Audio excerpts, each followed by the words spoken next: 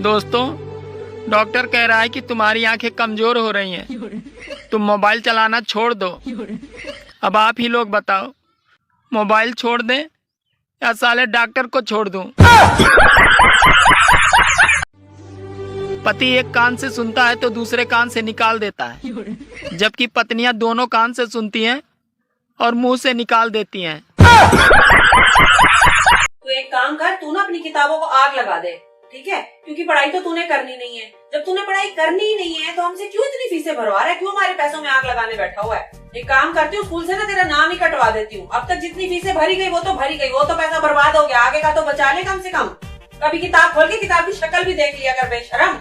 ऐसे तो तुम्हें किताबें खोलनी नहीं होती है। किताब खोलते ही तुम्हें नींद आ जाती है, और जब मम्मी बोलेगी कोई काम तो फिर इनको पढ़ाइयाँ याद आ जाती है, फिर इनके सारे काम निकल आते हैं। कोई बात नहीं बेटा, तुम पढ़ाई करो। फिर कल को ये मत बोलना कि मम्मी आपने काम करवाए थे इसलिए मेरे नंबर कम आए हैं। मुझे ये बातें नहीं सुननी। करो करो बेटा, तुम अपनी पढ़ाई करो। बेटा ये फोन ना तूने पढ़ाई के नाम पे लिया था कि मम्मी मुझे पढ़ाई करने के लिए ना फोन की जरूरत है, क्योंकि मुझे ऑनलाइन क्लासेस लेने में दिक्कत आती है बिना फोन के।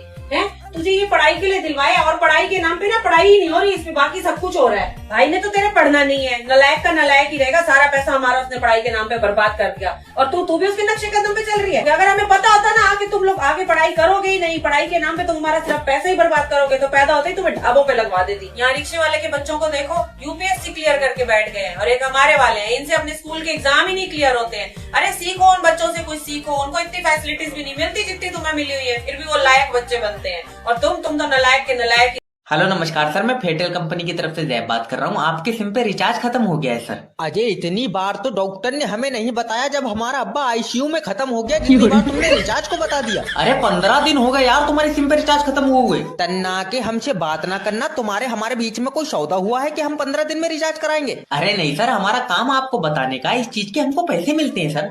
अरे तो ऐसे बोलो ना, इज्जत बेच के खा रहे हो तुम जरा जबान संभाल के तो बात करना मुझसे। अगर तुम सिम पे रिचार्ज नहीं कराओगे तो सिम बंद हो जाएगी तुम्हारी। तो हम दूसरी ले लेंगे, 80 रुपए में मिल रही है बाहर। अरे तुम दूसरी सिम क्यों ले रहे हो? इसी पे रिचार्ज कराओ ना।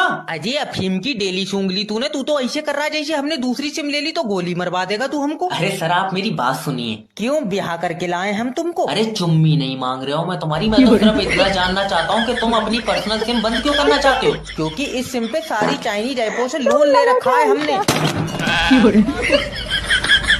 अरे आदमी शैतान में।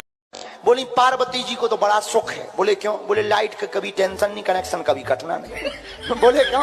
बोले जब जिनके माथे ही पे चंद्रमा हो उनकी लाइट कब जाएगी। और बोले दूसरा सुख। बोले दूसरा सुख क्या है? बोले पानी कभी भरना नहीं। बोले क्यों? बोले मस्तक पर गंगा, जब पानी चाहने सो कई लो डाल दो, सो भगवान शंकर है, सो टेढ़ो मुड़ करो। कहा बिटिया को बता। बोले एक और सुख है बिटिया को। बोले क्या? बोले कभी कपड़ा भी प्रेस नहीं। बोले क्यों? बोले वे पहनता ही नहीं, जब पहनत नहीं है सो प्रेस को करे। बोले चौथा भी सुख है। बोले रिश्तेदार कभी आना नहीं है। बोले क्यों? बोले रिश्तेदार जिंदा उनके हैं ही नहीं, मरे वाले ज्यादा आउत नहीं है। बोले मरे कौन है? बोले भूत। और बोले एक और सुख है, पांचवा। बोले क्या? बोले सिक्योरिटी दमदार। बोले क्यों? बोले कैलाश पर्वत पे राजकी के बाप में दम है कि चढ़ जाए। सुख बिटिया को बहुत अच्छे हैं, पार्वती को। ऐसे शंकर जी की महिमा गा। कौन कहता है मर्द बदल जाते हैं? दोस्तों, उन्हें शादी से पहले भी शादी का शौक होता है और शादी के बाद भी शादी का शौक होता है। संविधान में डिप्टी सीएम का कोई पद नहीं है। ये तो साइकिल के डंडे पे लगने वाली सीट है, जिस पे रोने वाले बच्चे को बिठाया जाता है। आदमी शादी से पहले भी शेर होता है और शादी के बाद भी शेर ही रहता है।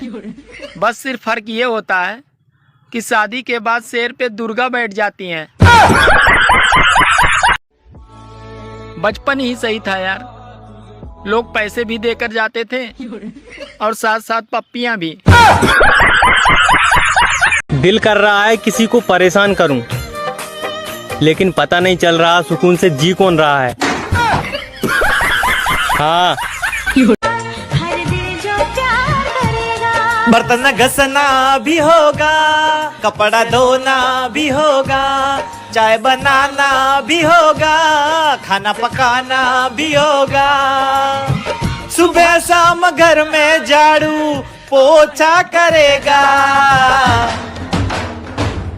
जो भी शादी करेगा।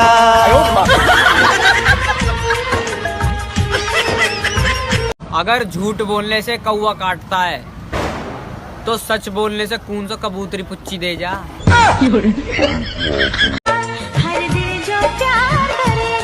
बर्तन घसना भी होगा, कपड़ा धोना भी होगा, चाय बनाना भी होगा, खाना पकाना भी होगा।